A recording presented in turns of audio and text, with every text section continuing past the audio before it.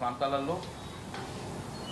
So రేపు బాబాసాహెబ్ అంబేద్కర్ గారి జయంతి కార్యక్రమం కాబట్టి ఎల్లుండటి నుంచి కొన్ని ప్రాంతాలలో ప్రొక్యూర్మెంట్ స్టార్ట్ చేసుకుంటున్నాం. ఆ ప్రాంతాలు ఇచ్చడం మీకు వీడియో కాన్ఫరెన్స్ ఇస్తాం కాబట్టి అంటే ఎల్లుండటి నుంచే ఈ రాష్ట్రంలో యాసంగి పంట ప్రొక్యూర్మెంట్కు ఈ ప్రభుత్వం సిద్ధంగా ఉన్నది. మెల్లమెల్లగా ప్రొక్యూర్మెంట్ స్టార్ట్ అయిన తర్వాత ఏప్రిల్ ఎండింగ్ వరకు కొంచెం మామూలుగా కోతలు స్టార్ట్ అయిపోతాయి. ఏప్రిల్ ఎండింగ్ వరకు కొంచెం పీక్ వస్తుంది. మే 10th తర్వాత రాష్ట్రంలో ఉన్న టోటల్ కొనుగోలు కేంద్రాలు ఏర్పడవలసి వస్తుంది. మే ఎండింగ్ నుంచి జూన్ 1st వీక్లో సుమారు 60 రోజుల లోపల మనము ప్రొక్యూర్మెంట్ టోటల్ కంప్లీట్ చేయాలనే ఆలోచనతో అధికారులందరినీ ఆదేశించడం జరిగింది.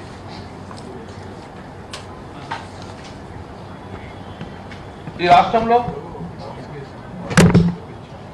మానవతకు మారుపేరు కేసీఆర్ గారిని మరోసారి రుజువు చేసుకోవడం జరిగింది. కేంద్రం తన బాధ్యతను విస్మరించి బాధ్యతారహితంగా తన బాధ్యతను తప్పించుకున్నా కూడా ఈ రాష్ట్రం గౌరవ ముఖ్యమంత్రి పెద్ద మనసుతోటి మానవతా దృక్పథంతో ఈ రైతాంగాన్ని ఆడుకున్నారు. ఒకవేళ కేసీఆర్ గారు ఆదుకోకపోతే రైతాంగం భవిష్యత్తు ఏందని చెప్పి అందరు ఆలోచన ఉండే ఈరోజు రైతును ఆదుకున్న ఏకైక రాష్ట్రము తెలంగాణ రాష్ట్రం. ఎంఎస్పి ఈ యాసంగిలో ఎంఎస్పి ధరకు ప్రతి గింజ కొనే రాష్ట్రం ఏకైక రాష్ట్రం ఈ యాసంగిలో తెలంగాణ రాష్ట్రంలో. కాబట్టి మళ్ళీ ఈ ప్రొక్యూర్మెంట్ సజావుగా సాగేందుకు అందరూ సహకరించాలని చెప్పి ఈరోజు ఏర్పాటు చేసుకుంటాను. సజావుగా సాగుతుందని చెప్పి మేము ఆశాభావం వ్యక్తం చేస్తున్నాం. నెంబర్ 1 సమర్థవంతంగా జరగాలి. తెలంగాణ రాష్ట్రంలో పండించిన రైతు మాత్రమే ఈ యొక్క కొనుగోలు కేంద్రాలకు రావాలి. వేరే రాష్ట్రాల నుంచి కొనుగోలు చేసిన ఒక గింజ కూడా తెలంగాణ ప్రభుత్వం చేపట్టిన పీపీసీ కొనుగోలు కేంద్రాలలో ఒక గింజ కూడా అమ్మకుండా పకడ్బందీగా కూడా ఈరోజు మేము నిర్ణయించుకోవడం జరిగింది. ఒక డాష్ బోర్డ్ మీకు పంపిస్తాం. ఒక డాష్ బోర్డ్ తయారు చేసుకో కొత్తగా. ఆ డాష్ బోర్డ్ తోటి రాష్ట్ర అగ్రికల్చర్ సంబంధించిన డిపార్ట్మెంట్కు ఉన్న సివిల్ సప్లైకు సింక్రజన్ ఉంటుంది సాఫ్ట్వేర్. ఇప్పటికే అగ్రికల్చర్ ఎక్స్టెన్షన్ ఆఫీసర్లు ప్రతి గ్రామంలో ఆ రైతు ఎంత భూమి తనకున్నది, ఆ భూమిలో ఎంత వరి సాగు చేశారు, ఆ వరి సాగులో ఆ ఎకరానికి ఎన్ని క్వింటాలు వస్తాయని చెప్పి ఒక డాటా కూడా మొత్తం సింక్రోనైజ్ అయి ఉన్నది. రేపు రైతు ఆ యొక్క ధాన్యాన్ని కోసి కొనుగోలు కేంద్రానికి వచ్చినప్పుడే ఈ డాష్ బోర్డులో ఎంటర్ అయిపోతుంది. తన ఆధార్ కార్డు ఇవ్వగానే ఆధార్ కార్డుతో పాటు ఇమీడియట్గా ఆధార్ కార్డు ఎంట్రీ చేసుకున్న తర్వాత అతనికి ఓటీపీ వస్తుంది. అంటే ఆ రైతేనా ఆ ఓటీపీ ఆ కొనుగోలు కేంద్రానికి చెప్పగానే ఇమీడియట్గా అతని డాటా ఎంటర్ అయిపోతుంది డాష్ బోర్డు. అంటే ఎందుకోసం ఇది పెట్టినామంటే ఎవరో రైతు ఎవరిదో వడ్డీ తీసుకొచ్చుకొని అమ్ముతా అంటే తన ఆధార్ కార్డు చూస్తే డెఫినెట్గా ఆధార్ కార్డు ఎంటర్ కాగానే ఆ ఆధార్ కార్డులో ఫోన్ నెంబర్ ఆల్రెడీ సింక్రైన్ ఉన్నది. సో దానికి ఓటీపీ ఎక్కడికి పోతుంది. కాబట్టి ఓటీపీ తోటి ఆ రైతే తెలంగాణ రైతే ఆ కౌలుదారుడే అని చెప్పేసి ఆ రుజువు అవుతుంది. కాబట్టి ఆ డాటా ఎంట్రీ అయిపోతుంది. ఎంట్రీ కావాలని ఒక 2 నిమిషాల లోపలనే తన డాటా మొత్తం సింక్రోనైజ్ బయట డౌన్లోడ్ అయిపోతుంది. ఇప్పటికే అగ్రికల్చర్ డిపార్ట్మెంట్ ఉన్న డాటా మొత్తం సింక్రోనైజ్ అతను ఏ పంట వాడేసిండు, ఏ పంట ఎంత వేసిండు. కాబట్టి తన ఒక ఎకరానికి 28 క్వింటాలు మ్యాక్సిమం పెట్టుకోము. ఇప్పుడు ఆ ఎకరానికి 28 క్వింటాల పంట కన్నా మించి రాదు. కాబట్టి ఆ ఎకరానికి 28 క్వింటాలు మించి 3 ఎకరాలు వేసుకుంటే అంతకన్నా ఎక్కువ ఒక గింజ కూడా అవకాశం ఉండదు. దాంతో పొరుగు రాష్ట్రాల నుంచి వచ్చే ధాన్యము ఎట్టి పరిస్థితుల్లో తెలంగాణ భూభాగం మీద అమ్మకూడదని చెప్పి ఒక మంచి నిర్ణయించుకోవడం తెలంగాణ రైతుకు బెనిఫిట్ కావాలి. ఎందుకోసం అంటే ఇదే ఛత్తీస్గఢ్లో 1100, 1200కు అమ్మకాలు జరుగుతున్నాయి ప్రభుత్వం కొనకపోతే. ఇప్పటికే ఆంధ్రప్రదేశ్ రాష్ట్రంలో మిల్లులు పవర్ లేక ఎక్కడో ఛత్తీస్గఢ్లో, మహారాష్ట్రలో బియ్యం తీసుకొచ్చుకొని ఆ మిల్లు నడవకపోతే దాన్ని తిరిగి మళ్ళా కొనుగోలు కేంద్రాలు తెలంగాణకు డైవర్ట్ చేసే అవకాశం ఉందని భావించి ఇమ్మీడియట్గా 51 చోట్ల చెక్ పోస్టులను ఏర్పాటు చేయడం జరుగుతుంది. తెలంగాణకు సరిహద్దులో 4 రాష్ట్రాలు కర్ణాటక, ఛత్తీస్గఢ్, మహారాష్ట్ర, కర్ణాటక. ఛత్తీస్గఢ్, మహారాష్ట్ర, కర్ణాటక, ఏపీ ఆ 4 సంబంధించిన 51 స్థానంలో చెక్ పోస్టు పెట్టడం జరుగుతుంది ఇమ్మీడియట్గా పోలీస్ డిపార్ట్మెంట్. ఎందుకోసం తెలుసుకుంటే తెలంగాణ రైతులకు బెనిఫిట్ కావాలి. లేకుంటే ఏమవుతుంది, ఇప్పటికే వేరే రాష్ట్రంలో కోత కోసుకొని ఉన్నారు ఇమ్మీడియట్గా వచ్చి గన్ని బ్యాగులు డబ్బులు తీసుకుపోయిన తర్వాత మన వాళ్ళు వచ్చారు లేట్ అయిపోతుంది కాబట్టి మన వాళ్ళు వచ్చారికి ఎప్పటికీ కొనుగోలు అయిపోతుంది కాబట్టి సో తెలంగాణ రైతుకే ఈ న్యాయం జరగాలని చెప్పి మంచి బ్రహ్మాండంగా డాష్ బోర్డ్ ఏర్పాటు చేసుకుంటుంది. సో ఇది ప్రొక్యూర్మెంట్. ఇమ్మీడియట్గా ప్రొక్యూర్మెంట్ చేసిన తర్వాత గతంలో జరిగిన పొరపాట్లు కొన్ని చేసుకుంటుంది. ఇక్కడ ఎఫెక్టివ్ నామ్స్ కరెక్ట్ మెయింటైన్ చేయకుండా రైస్ మిల్కు డైరెక్ట్ పంపించారు. అప్పుడు రైస్ మిల్లు ఆ రైతు నిలవడం, వేరే సారాలు చేసుడు, రైస్ మిల్లు ధర్నా చేసుడు, ఈ పరిస్థితి వచ్చింది. కానీ ఇప్పుడు మేము క్లియర్గా కొనుగోలు కేంద్రం దగ్గరనే ఎఫెక్టివ్ మెయింటైన్ చేసి కొనుగోలు చేసిన తర్వాత ఇక రైతుకు రైస్ మిల్కు సంబంధం ఉండకూడదు, ఇక్కడ డిస్కనెక్ట్ కావాలి. ఆ సమర్థమైనాక ఇమ్మీడియట్గా ఆ రైస్ మిల్ వెళ్ళిన తర్వాత స్పీడ్గా ఒక దానిలో 4 రోజులు 5 రోజులు 6 రోజుల తర్వాత మాకు ఓటీపీ వచ్చేది రైస్ మిల్ నుంచి మాకు ఎంప్లాయ్మెంట్. ఇమ్మీడియట్గా 10 గంటల లోపలనే మాకు ఆ ఓటీపీ రావాలి. తద్వారా దాని తర్వాత 3 రోజులకు అమౌంట్ వేయాలని చెప్పి సమర్థవంతంగా డాష్బోర్డ్ తయారు చేసుకుంటాం, ఇక్కడ నెగ్లెన్స్ లేకుండా. దానికి ఆల్ అడిషనల్ కలెక్టర్కి ఇన్ఫార్మ్ చేసేది ఒక్కొక్క కొనుగోలు కేంద్రానికి ఒక్కొక్క నోడల్ ఆప్షన్ పెట్టుకొని చెప్పాం. ఒక్కొక్క రైస్ మిల్లుకు ఒక్కొక్క ఆప్షన్ ట్యాగ్ చేయమని చెప్పాం. ఎక్కడ చిన్న పొరపాటుకు డిలే కాకుండా, ఎక్కడ రైతుకు నష్టం కాకుండా ఎంఎస్పీ మెయింటైన్ చేయమని చెప్పేసి క్లియర్గా చాలా పగడ్బందీగా మేము ఆర్గనైజ్ చేయడం జరిగింది. ఇలా ఇంకొక ఐదు కొన్ని జిల్లాల పంట ఎక్కువ అవుతుంది కానీ మిల్లింగ్ కెపాసిటీ తక్కువ ఉంటుంది కాబట్టి ఆయా జిల్లాల నుంచి వేరే జిల్లాలకు మేము మిల్లింగ్ పంపిస్తాం. గతంలో జరిగింది. ఆ మిల్లింగ్ చేయాక ఆయన మిల్లు దించుకోడు, అధికారులు ఉండరు కాబట్టి మళ్ళీ అక్కడ రైతులు ఇబ్బంది పడతారు. అందుకే మేము ఏం చేసినట్టు క్లియర్గా ఏ జిల్లా నుంచి అయితే ఆ ప్యాడీ తీసుకొని వేరే జిల్లాకు వస్తారో ఆ ప్యాడీ ఎంబడి ఒక గెజిటెడ్ ఆఫీసర్ను ఎంబడి లైజింగ్ ఆఫీసర్ ఇవ్వమని చెప్పాం. తన ఆ జిల్లాలో పోయి మొత్తం బిల్లింగ్ చేసుకున్న దాకా అతనే లైజింగ్ ఆఫీసర్ అథారిటీ ఉంటాడు. ట్రాన్స్పరెన్స్గా చేసే పరిస్థితి తీసుకొచ్చాం ఈరోజు. ఇది ఒకవైపు ప్రొక్యూర్మెంట్ ఎంట్రీ. సెకండ్ మరి ఇట్స్ బిగ్ ఛాలెంజ్. సమర్థవంతంగా మేము కరోనాలో కూడా అద్భుతంగా మేము 92 లక్షల మెట్రిక్ టన్ ధాన్యం ప్రొక్యూర్మెంట్ చేశాం. ఈరోజు మా అంచనా ప్రకారము 36 లక్షల ఎకరాలలో సాగు జరిగింది. సో మేము 65 లక్షల మెట్రిక్ టన్ ధాన్యం వస్తుంది అంచనా వేస్తాం. దానికి ఇమ్మీడియట్గా మాకు కావాల్సిన ప్రొక్యూర్మెంట్ స్టార్ట్ కాగానే, పీపీసీ కొనుగోలు కింద స్టార్ట్ కాగానే ఫస్ట్ మాకు కావాల్సింది గన్ని బ్యాగులు. ఆ గన్ని బ్యాగులు మాకు మొత్తం 15 కోట్ల గన్ని బ్యాగులు అవసరం పడుతుంది మా అంచనా ప్రకారం. సో ఇంకా ఇవాళ ఫీడ్బ్యాక్ తీసుకొని రేపు వరకు కరెక్ట్ అక్యురేట్ వస్తుంది. బట్ అంచనా ప్రకారం అయితే 15 కోట్ల గన్ని బ్యాగులు మాకు అవసరం పడుతుంది. అందులో 1,06,60,000 గన్ని పాలు మా దగ్గర అవైలబుల్ రెడీ ఉన్నాయి ఇప్పుడు ఇమ్మీడియట్గా జిల్లాలలో. అది రేపు ఎల్లుండి కొనుగోలు సెంటర్లు ఏముంటారో ఇమ్మీడియట్ అక్కడికి మూవ్ చేస్తాం. రేపే స్టార్ట్ చేసే కొనుగోలు కేంద్రాలకు అది మూవ్ చేస్తాం. సో దట్ ప్రొక్యూర్మెంట్ స్టార్ట్ కావాలి. సో అందులో 57 లక్షలున్న యూజ్డ్ ఉన్నాయి, 50 లక్షలు కొత్త గన్ని బ్యాగ్ ఉంది, 103 ఉన్న యూజ్ ఉన్నాయి కాబట్టి దానిపై అడ్డు తీసుకుంటాం. ఇప్పుడు మాకు జూట్ కమిషన్ ఆఫ్ ఇండియాకు ఒక లెటర్ వస్తుంది. ఇప్పుడు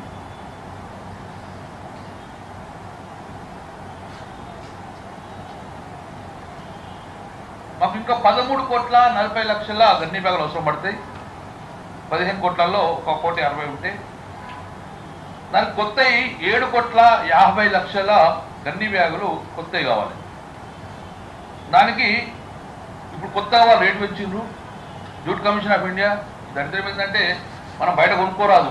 అది జూట్ కమిషన్ ఆఫ్ ఇండియాకి అడ్వాన్స్ డబ్బులు కట్టాలి. 527 కోట్లు అడ్వాన్స్ డబ్బులు కట్టాలి. 527 కోట్లు అడ్వాన్స్ డబ్బులు పంపాలి. 7,53,00,000 70 రూపాయలకు ఒక బ్యాగ్ వాళ్ళు కోడ్ చేసింది డ్యూటీ కమిషన్ ఆఫ్ ఇండియా. దానికి 527 కోట్లతోటి ఇప్పుడు మనము కాంట్రాక్ట్ పంపిన తర్వాత ఆయన దయదలిచి ఇస్తే సంతోషం, ఇవ్వకపోతే మళ్ళీ ప్రత్యామ్నాయం చూసుకోవాలి. మళ్ళీ ప్రత్యామ్నాయం వేరే ప్రైవేటు కడితే కూడా తీసుకోరు, దాన్ని మళ్ళీ జంప్ పోర్టల్నే మళ్ళీ టెండర్ ఇవ్వాలి. విపరీతమైన కండిషన్ సార్. అన్ని కూడా అన్నిటి కూడా అడ్డుకొని మేము డిమాండ్ పెట్టుకుంటాం, తొందరగా ఇచ్చే ఏర్పాటు చేసుకోమని చెప్పి ఈరోజు దానికి ఇండెంట్ పెట్టడం జరుగుతుంది.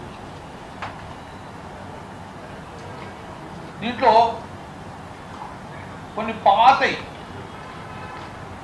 మన కళ్ళ ఉంది. ఇమ్మీడియట్గా జంప్ పోర్టల్ పెట్టుకొని టెండర్ పెట్టడానికి it will take minimum 1 week 10 days time పడుతుంది. అప్పుడు ప్రొక్యూర్మెంట్ ఆగదు కాబట్టి మేము అందరూ రిక్వెస్ట్ చేస్తాం, ఆల్ సివిల్ సప్లై డిపార్ట్మెంట్గా నేను మన కళ్ళ ముందు గన్ని బ్యాగ్ ఫస్ట్ కరెక్ట్ చేసుకోమని చెప్పి, ఏ ఫేర్ షాప్లో ఎన్ని బ్యాగులు ఉన్నాయో అవన్నిటిని కరెక్ట్ చేసుకోమని చెప్పినాం వేల రిపోర్ట్ నుంచి. అవి మన కళ్ళ ముందు ఉన్నాయి, ట్రాన్స్పోర్టేషన్ సమస్య కాదు. దాంతో రైస్ మిల్లల దగ్గర ఉన్న గన్ని బ్యాగు డిపార్ట్మెంట్ చేయాలి. ఏ రైస్ మిల్లో ఎన్ని గన్ని బ్యాగులు పెండింగ్ ఉన్నాయో ఇమ్మీడియట్గా వాళ్ళకి పంపించేస్తున్నాము. అక్కడ డిఎం సివిల్ సప్లై అధికారులు ఇమ్మీడియట్ కరెక్ట్ చేసుకోవాలి. That is their responsibility. వార్ ఫుట్లా కరెక్ట్ చేసుకొని సమకూర్చుకోవాలి. ఎందుకంటే మనకు టైం లేదు, ఢిల్లీ నుంచి రావాలి, వెస్ట్ బెంగాల్ నుంచి రావాలి, ఎక్కడి నుంచి జంప్ కొట్టాలి, టెండర్ ఇంకా 14 days అవన్నీ సమయం లేదు. కాబట్టి మనకు అందుబాటులో కళ్ళ ముందున్న మొత్తాన్ని మేము ప్రొక్యూర్మెంట్ చేసుకుంటున్నాం. అష్ట కష్టాలు పడకుండా ప్రొక్యూర్మెంట్ ఇక్కడ ఇబ్బంది కావద్దని చెప్పి ప్రొక్యూర్మెంట్ చేసుకున్నాం. దాంతోపాటు ట్రాన్స్పోర్ట్ ఇమ్మీడియట్గా పాత ట్రాన్స్పోర్ట్ ఉంది, వాళ్ళందరూ లారీలు సమకూర్చుకోమని చెప్పాం.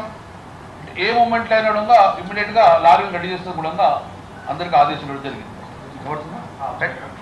ఆదేశాలు ఇవ్వడం జరిగింది. తర్వాత చాలా సిస్టమేటిక్గా కొంతమంది పోయినసారి కొనుగోలు కేంద్రాలకు గన్ని బ్యాగులు పంపితే కొనుగోలు కేంద్రాలు రైతుల పొలాలు కూడా పంపించింది, అంటే ఒక డిలే అయింది. కాబట్టి చిన్న కొనుగోలు కేంద్రము దాటి ఒక గన్ని బ్యాగ్ కూడా పోకూడదు, కొనుగోలు కేంద్రం వరకే పరిమితం ఉండాలని చెప్పి చెప్పడం జరిగింది. దయచేసి రైతులు సహకరించుకోవాలి. రైతులు ఆ యొక్క వరిని కొనుగోలు కేంద్రాలు తీసుకొచ్చి ఇక్కడ ఆరబెట్టుకున్న తర్వాత అప్పుడు గన్ని బ్యాగ్ అరేంజ్ చేస్తాం. కానీ మా గన్ని బ్యాగ్ పట్టుకపోతాం అక్కడ అరేంజ్ చేస్తుంటే కుదరదు. అది కూడా క్లియర్ చెప్పడం జరిగింది.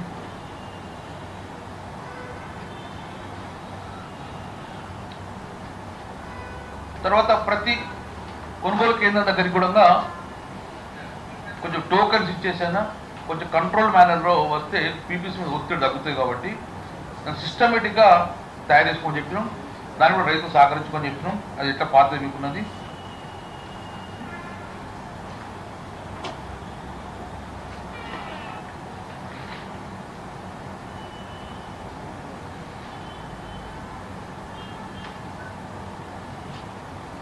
సో ఇదొకటి.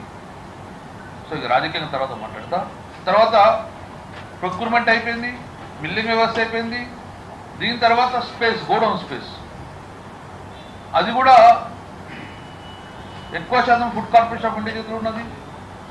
సో దాన్ని లాస్ట్ టైం చాలా ఇబ్బంది అయితే మేము కాలేజీలలో, ఆడిటోరియంలలో, గురుకులాల్లో కూడా పెట్టించడం జరిగినప్పుడు ప్యాడీ బాగా వేస్తే. సో ఈ రోజు స్పేస్ ఇమ్మీడియట్గా ఎక్కడ అవైలబుల్ అక్కడ తీసుకోమని చెప్పినాం. స్పేస్కి ఇబ్బంది లేదు. అడ్డంగా ఇమ్మీడియట్గా పాత బియ్యం ఉన్నాయి కాబట్టి అవన్నిటంగా మిల్ చేసి ఇబ్బంది కాబట్టి స్పేస్ రంగా ఎక్కడ ప్రాబ్లం ఎక్కడ చూసుకున్నాం. సో ప్యాడీ క్లీనర్స్ రంగా సుమారు 5,000 ప్యాడీ క్లీనర్స్ రెడీ పెట్టుకున్నాం. ఇంకా కొన్ని అవసరం పడితే అవ్వడం ఇచ్చేయడానికి సిద్ధంగా ఉన్నాం. తర్వాత థర్మోమీటర్లు, కొనుగోలు కేంద్రం సంబంధించి అన్ని కూడా సమకూర్చుకున్నాం. ఒక రోజున అన్ని కూడా అరేంజ్మెంట్ చేసుకున్నాం. ఇది ఒకవైపు ప్రొక్యూర్మెంట్ సంబంధించిన మీ ద్వారా రైతులందరికీ కూడా రిక్వెస్ట్ చేస్తున్నాం. ఒక గొప్ప అవకాశం గౌరవ ముఖ్యమంత్రి కల్పించిన వాడు సద్వినియోగం చేసుకోండి. 1960 కన్నా ₹1 ఎంఎస్ తగ్గకుండా ఎవరు అమ్ముకోకూడదు. కాబట్టి అందరూ కొనుగోలు కేంద్రం రాండి. ఇమ్మీడియట్గా మీరు తెలంగాణలో పట్టించిన ధాన్యాన్ని అమ్ముకోమని చెప్పి మీ ద్వారా రైతులకు చెప్పడం జరుగుతుంది. నెక్స్ట్, కొంతమంది పెద్ద మనుషులు బాగా మాట్లాడినరు.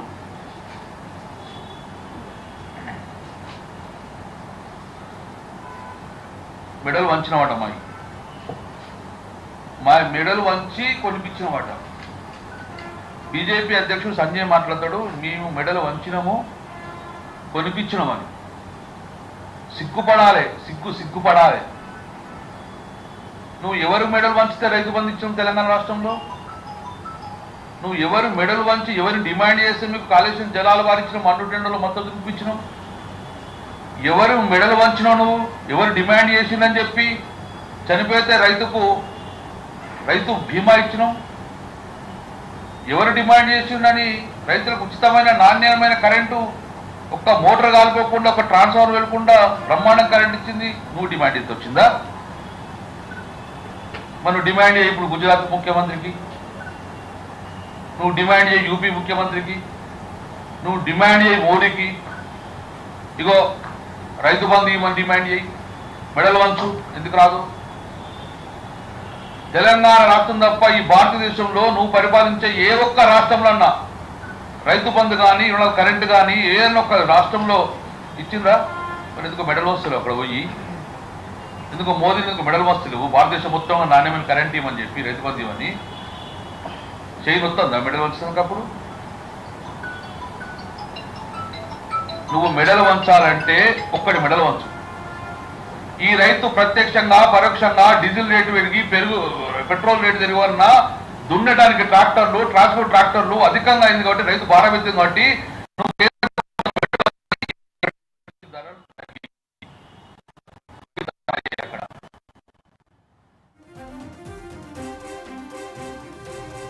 ఒక మానవతావాది కేసీఆర్ గారు మానవతావాది కాబట్టి రైతులు ఎంఎస్పీ కన్నా తగ్గించు అంటుంటే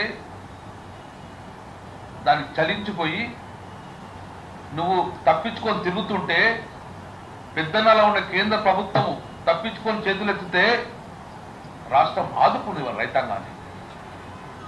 లేకుంటే ఈ రాష్ట్రం ఒక రైతాంగం పరిస్థితి ఏముండే? అసలు నిన్ను పట్టించుకునే పరిస్థితి ఉందా? మేము మాకంతా రైతులు ఇష్యూ కాబట్టి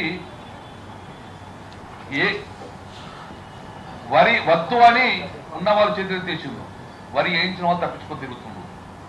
వరి వేయించిన వాళ్ళు మీరు తప్పించుకొని తిరుగుతుండ్రు. కాబట్టి ఆదుకున్నది ఈరోజు టీఆర్ఎస్ ప్రభుత్వం, కేసీఆర్ గారు. ఇంకొకటి పిసిసి అధ్యక్షుడు మాట్లాడాడు. పిసిసి అధ్యక్షుడు కన్నా ముందు కిషన్ రెడ్డి గారు మనకు సెంట్రల్ గవర్నమెంట్లో ఒక మంత్రి, అవగాహన చట్టాల మీద అవగాహన ఉండాలి. కానీ ఏమంటాడంటే నిన్న చాలా సంతోషం, నేను కొత్తగా మంత్రి ఉండగా నాకు నైట్ కూడా లేదు. 8,30,000 మెట్రికల్ దాటి మాయమైందట. 8,34,000 మెట్రిక్ టన్నుల బియ్యం మాయమయ్యాయి. ఎవరి మాయమైనాయి? ఆ బియ్యం ఎవరి? కేంద్ర ప్రభుత్వం అడ్వాన్స్ ఇచ్చిందా మాకు? కేంద్ర ప్రభుత్వం అడ్వాన్స్ ఇచ్చితే కొన్నాక మేము మేము మాయం చేసినామా? కిషన్ రెడ్డి గారు ఎక్కడ మాయంగా అన్ని రైస్ మిల్లర్లే ఉంటాయి, ఒక గింజ కూడా బయట పోదు. ఎందుకు గింజ పోలంటే నీ ప్రభుత్వం ఫెయిల్యూర్, తీసుకపోలే. నీ ప్రభుత్వము ఫెయిల్యూర్ అయింది.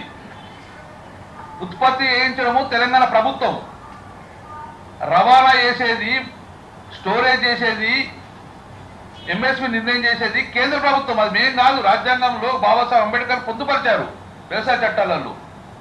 మరి మేము ఉత్పత్తి చేసినాము, మిల్లింగ్ చేసినాము, ఎందుకు తీసుకోపోతలేవు నువ్వు?